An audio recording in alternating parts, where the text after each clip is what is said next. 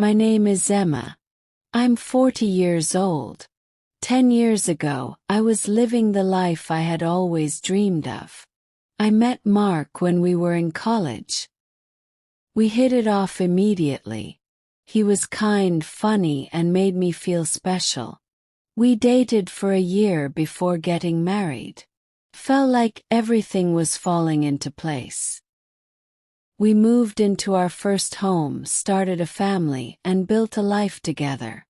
Mark was the man I had always hoped for. He worked hard, was always there for our kids, and made me feel safe. Our life together seemed perfect. We had our ups and downs like any couple, but nothing that couldn't be worked through. I trusted him completely. I trusted our love. Looking back, it felt like a fairy tale. We had everything I ever wanted. I believed we would grow old together, watching our kids start their own families. I didn't know then that the life I thought we had would change in a way I couldn't have ever imagined. But then one day everything shifted. Slowly at first, then all at once. At first, I didn't notice the small changes. I thought it was just stress or maybe the routine of life getting to us. But slowly, things began to shift. Mark started coming home late more often. It wasn't a big deal at first. He worked long hours and I understood that. But then it became a pattern.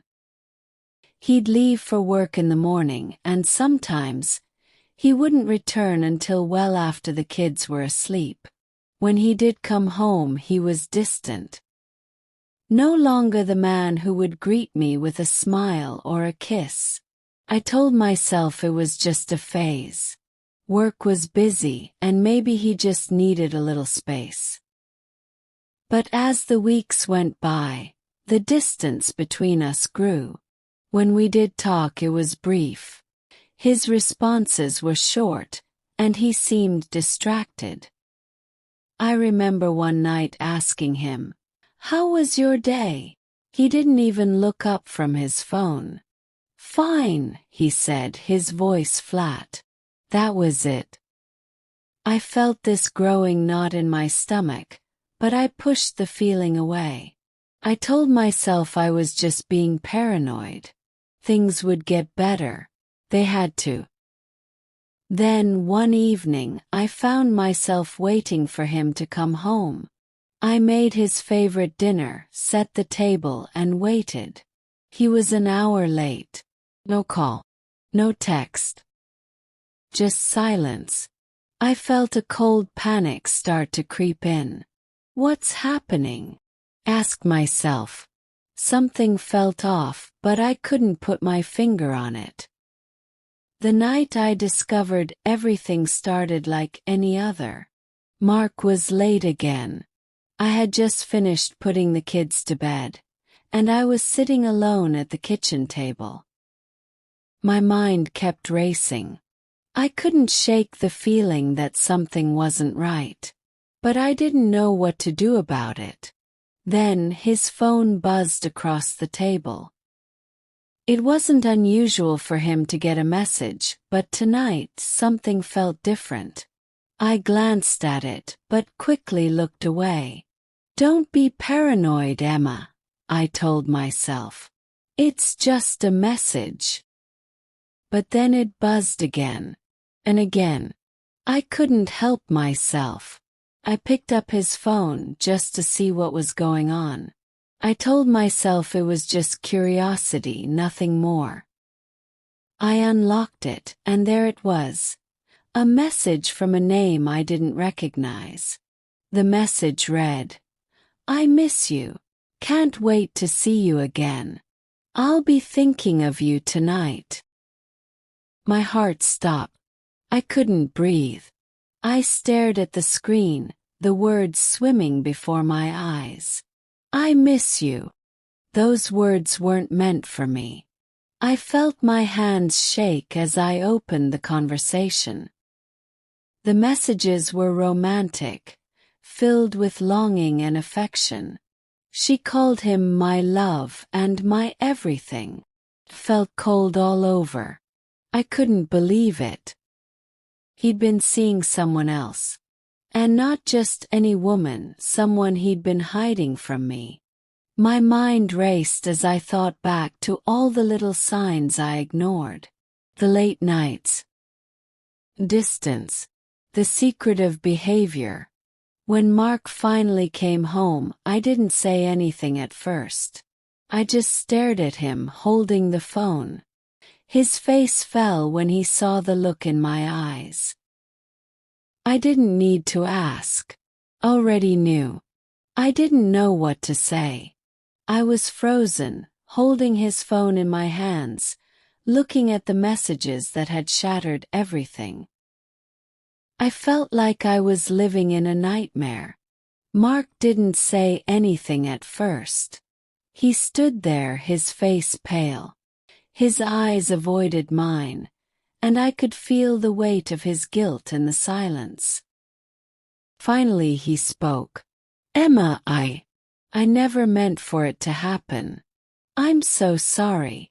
His voice trembled. I don't know what came over me. It was a mistake. Please forgive me. A mistake. That's what he called it. I wanted to scream at him. I wanted to tell him everything I felt in that moment, anger, confusion, betrayal, but the words wouldn't come out.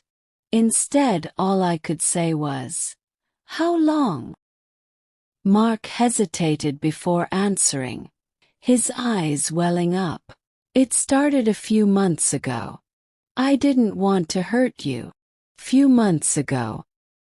So, all this time when I thought everything was fine, he had been seeing someone else. He had been lying to me. I felt like my heart was breaking into a million pieces. I stood up, feeling the anger bubble inside me. You promised me, Mark. You promised me we would always be honest with each other. And now I find this. I'm sorry, he repeated, stepping closer. Please, Emma. I can't live without you. I'll do whatever it takes to make it right. I shook my head. You broke me. You broke everything we had. I couldn't stand to look at him anymore. I needed space. I needed to think. Without a word, I turned and walked out of the room. I grabbed my purse and left the house. I didn't know where I was going, but I couldn't stay. I drove to my parents' house that night. It wasn't far, but it felt like miles. I needed to be away from him, away from the pain, and just breathe. Days turned into weeks. Mark didn't stop calling. I didn't answer. Couldn't. Each time I thought about what he had done, my heart broke all over again. The trust we had shared was gone, and I didn't know if it could ever be rebuilt. Then one evening Mark showed up at my parents' house. He looked different. There was a sadness in his eyes, a heaviness in his face I hadn't seen before. He wasn't the man I knew anymore. Please, Emma, can we talk? His voice was soft, filled with regret. I stood frozen for a moment, unsure of what to do. I didn't want to open the door, but at the same time I couldn't turn him away. What do you want, Mark? I asked, my voice trembling.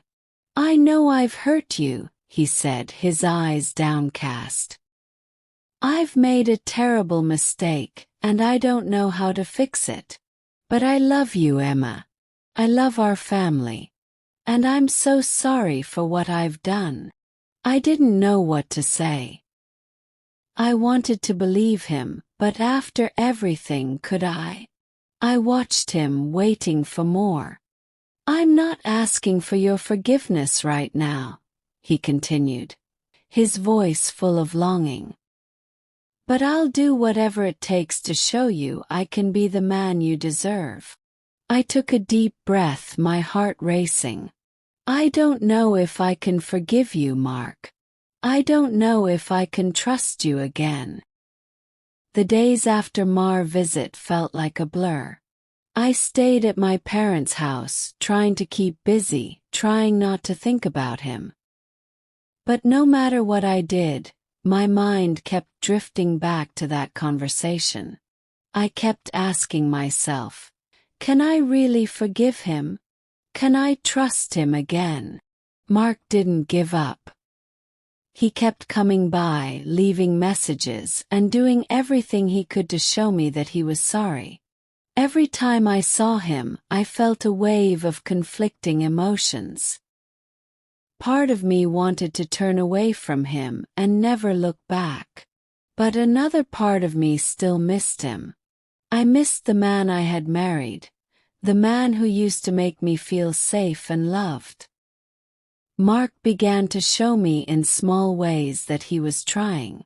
He fixed the things around the house that had been left undone, things that had always been his responsibility. He spent more time with the kids, and I could see that he was trying to be the father he had always been. But it wasn't enough. I wasn't ready to forgive him yet. One day he sat down beside me, and without saying anything he took my hand. I didn't pull away. I let him hold it. For the first time since everything happened, I didn't feel angry. I didn't feel broken. I just felt confused. I'm not asking for everything to be fixed in one day, he said quietly.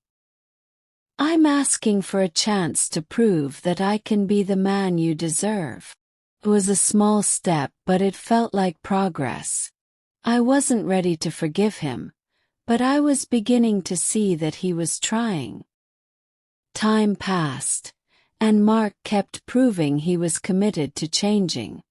He kept showing up, not with grand gestures, but with small, thoughtful actions. He listened when I spoke, spent more time with the kids, and kept reminding me that he was sorry for what he had done. It wasn't easy. Every day felt like I was walking a tightrope. I wanted to believe that we could rebuild our life together, but the fear of being hurt again held me back. It wasn't just about trusting him. It was about trusting myself to make the right choice. One afternoon I was sitting on the porch, watching the kids play in the yard. Mark was inside making dinner. For a moment everything felt normal, the way it used to be. I smiled as I thought about how far we'd come. I'm not asking for everything to be perfect, Mark said softly, walking out to join me. I just want to be better for you. For us. I looked at him, feeling a quiet strength inside. Maybe it wasn't about forgetting the past. Maybe it was about choosing to move forward. I'm not ready to forgive you completely, I said, my voice steady. But I'm willing to try. We'll take it one day at a time. As the days turned weeks and the weeks into months, I began to heal. Slowly, the anger and the hurt started to fade, and what remained was something new. Quieter, more peaceful love.